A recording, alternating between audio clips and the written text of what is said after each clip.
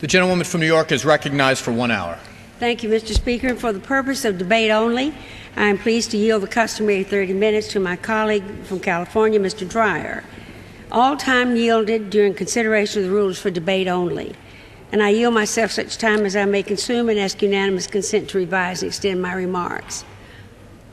Without objection. Thank you. H-Res 157 provides for comprehensive consideration of H-Con Res 63.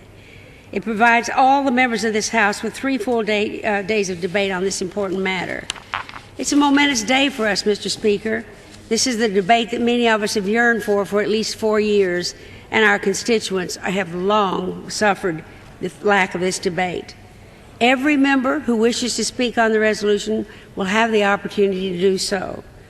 The rule also, in addition to the time in the rule, allows the majority leader at any time, after consultation with the minority leader, to extend the debate when necessary. On January 10th, President Bush announced an escalation of the Iraq War that will put as many as 50,000 more of our men and women in harm's way. Why 50,000 and not 20,000?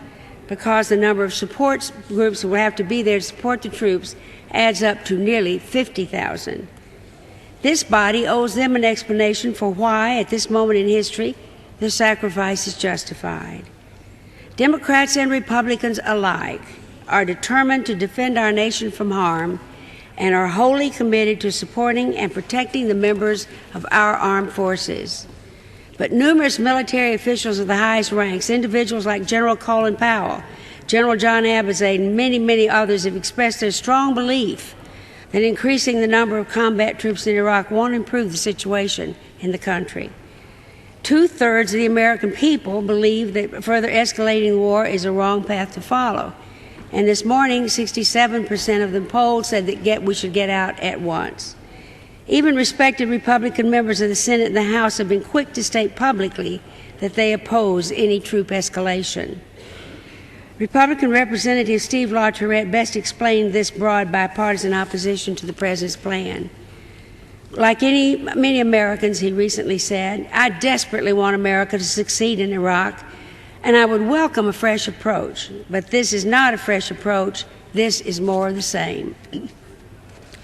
For 4 years, through the deaths of 3,126 American service people and nearly 60,000 Iraqi civilians and 25,000 to 30,000 grievously wounded, through the forced dislocation of millions of Iraqi families, through numerous troop escalations, and $379 billion appropriated by this Congress, through unbearable strains stretching our National Guard and Army Reserve, their members and their families to the breaking point, more of the same has never worked. As of last June, only 25% of the Iraqis had clean water to drink. The oil production has fallen by nearly half since the war began. The unemployment rate in Iraq as in December ranged between 25% and 40%. 67 more innocent civilians were killed just yesterday in yet another bombing. 84 of our troops were killed last month. 41 have been killed in the last 2 weeks alone. My district has suffered 6 casualties since 2005, and 140 men and women from my state of New York have been killed so far in Iraq. Every piece of evidence suggests that the strategy currently employed by this administration is failing in Iraq. The only argument can be used to support an escalation of the war would be one of trust. If we just give the President one more chance, we're told, things will be different.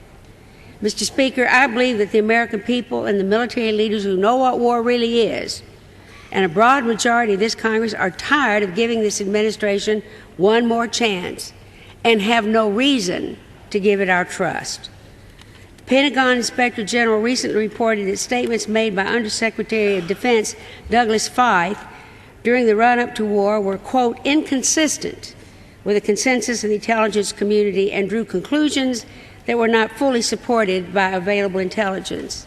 Mr. Feith joins the President of the United States, the Vice President of the United States, Secretary Rumsfeld, Secretary Rice, and many others who made statements which simply misled us into war. So why should we trust the administration's assessments of Iraq? And why should we trust the President to give the new troops that he wants to send the protection that they need to come back home unharmed. Despite all the President's rhetoric in support of our armed forces, a second Pentagon report released at the end of January bluntly states that for years in Iraq and Afghanistan, and I quote, service members experienced shortage of force protection equipment and were not always equipped to effectively complete their mission. In fact, the report speaks of soldiers having to trade off Kevlar vests because there weren't enough for each of them. This is what is happening today, Mr. Speaker. We were aware that when we first went into the war, we were certainly ill-prepared, but 4 years later, it is no better. The Washington Post noted just yesterday that many Humvees still don't have the armor needed to protect them from the bombs that are killing and injuring 70% of our troops abroad. While our troops have gone unprotected, corruption, exploitation, and incompetence have squandered billions of dollars and allowed vital reconstruction projects to be handed to well-connected companies that failed to fulfill their duties. Unbid contracts proliferate. Despite it all, for years, the administration treated accountability as if it were a dirty word. And why should we expect, without a radical change of course, that things will suddenly improve? Mr. Speaker, changing a broken course in Iraq is not going to demoralize our troops or abandon them. Frankly, they must wonder what it is we've been doing here all along. To the contrary, it is the only way to support the troops. Changing a broken course in Iraq will not provide our enemies with encouragement either. If our strategy is not working, then why would we help our enemies? By resolutely adhering to the failing plan. Now, that's a question that needs to be asked again. If our strategy is not working, why would we help our enemy? By resolutely adhering to the failing plan. Democrats are insisting on a new level of accountability in Congress, calling 52 hearings since January 4th. But we also need a new course in Iraq. We need to oppose this escalation and stubborn adherence to a failing strategy. We need to shift our focus and footprint in the region and to accept what so many observers have known for years. The conflict in Iraq will only be solved politically, not militarily. As strongly as I feel on this matter, Mr. Speaker, I recognize that many of my colleagues in the House have a different perspective. What is needed is a serious discussion conducted by serious people. The first step of such a discussion is a focused, clear, and full debate on the question of the escalation itself. We need an unambiguous up or down vote on the escalation. We are keeping in this rule in this bill so straightforward in order to best achieve that result. I want to emphasize that this is the first step, and Congress will have many opportunities during discussions of supplemental funding requests, for example, to debate the numerous dimensions of this war and to present new ways forward. But we must first know where we stand. Our goal this week is to establish whether Congress disagrees or agrees with the President's current approach to Iraq. If the answer is no, then we will have the basis for forcing the President to work in a bipartisan way with us to change that approach.